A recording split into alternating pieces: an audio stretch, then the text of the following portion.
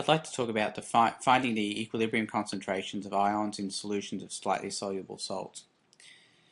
There's lots of solids out there that when you dissolve them in water, they don't completely dissolve. And sometimes it looks like they're not dissolving at all. But even in the case of the most insoluble salts, there's always a little bit that's dissolving. So in the case of magnesium hydroxide, which will split into Mg2 plus and 2OH minus when it does dissolve, what happens is that some of these solid particles will dissolve into Mg2 plus and 2OH minuses. If we wanted to investigate the equilibrium concentration, what we would do is put the products over the reactants, so the Mg2 plus and OH minus squared on top, and the MgOH2 solid would be on the bottom. However, by looking at this, we can see that we're looking at the concentration of a solid, and the concentration of a solid really doesn't have any meaning. So what happens is this portion actually gets combined with the K, and we end up with an expression called Ksp, which is solubility product, and it equals the concentration of each ion in the reactants, essentially. Now, it doesn't matter how much solid is on the bottom here, because in the equilibrium expression, the MgOH2 solid doesn't have any meaning. So it doesn't matter how much is down here, it will always dissolve into the same amount of Mg2 plus and OH minus. Always. It doesn't matter if you've got 2 kilograms down here or 10 kilograms down here, you'll always get the same concentration of Mg2 plus and OH minus ions in your solution. Now most of it will remain a solid, only a very small portion will actually break up into these ions. Alright, let's look at a calculation of this. Alright, so we're going to do the same thing as we've done in the past.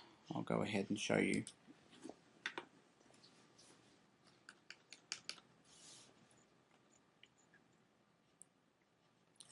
So we'll have the MgOH2 solid, and that's going to split up into Mg2 plus and 2 OH minuses. Now if you're not sure about how this is going to split up, what you should do is draw a picture of the compound you're trying to break apart.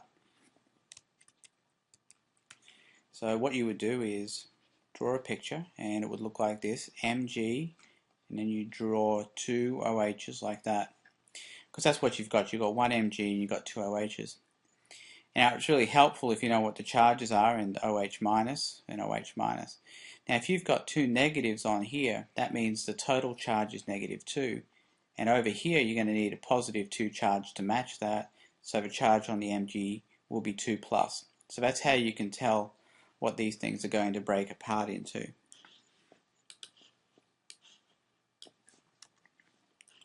Alright, so following the same procedure as we have in the past, we'll do the initial,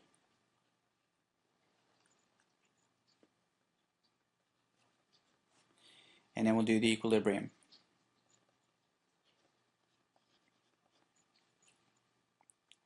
So the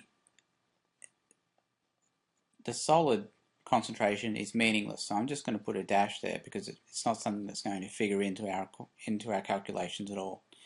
Now initially, when you first throw the MgOH2 solid into the water, there won't be any ions in solution. But we leave it for a while, and after a time some of it will dissolve. And an amount Z of Mg2 plus will dissolve, and 2Z OH minus will dissolve. Now the reason for that is because for every molecule or unit of this that does dissolve, you're going to get 2 Mg2 plus you get 1 Mg2 plus and 2 OH minus ions from each one that breaks apart. So then we've got our Ksp expression, which is going to be based on what you see over here. And the Ksp will equal Mg2 plus OH minus squared, and the squared is there because you've got 2 OH minuses. So now we can find Z,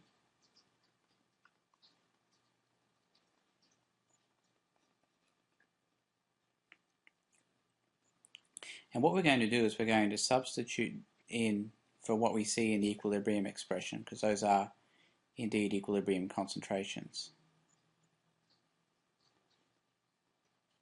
Now on the PowerPoint slide, I haven't shown you exactly how Z is calculated, but what you would do is you would say that equals Z times, and if it's 2Z squared, the squared also covers the 2, so if that's going to be 4Z squared, like that. And those can be combined and it becomes 4Z cubed, like that. Now if you want to calculate Z now, what you would do is this. We know that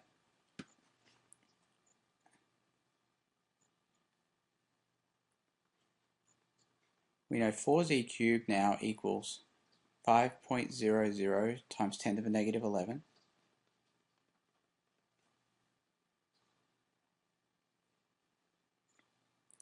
So Z cubed equals 5.00 times 10 to the negative 11 divided by 4. And Z now will equal the cube root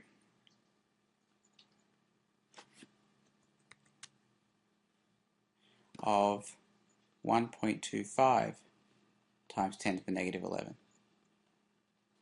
Now in your calculator, the way you can do that, I'll show you on a separate slide here.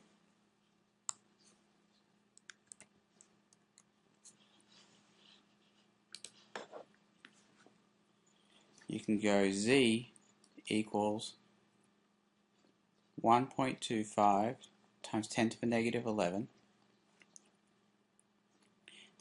to the power of 1/3. So you could possibly go like this.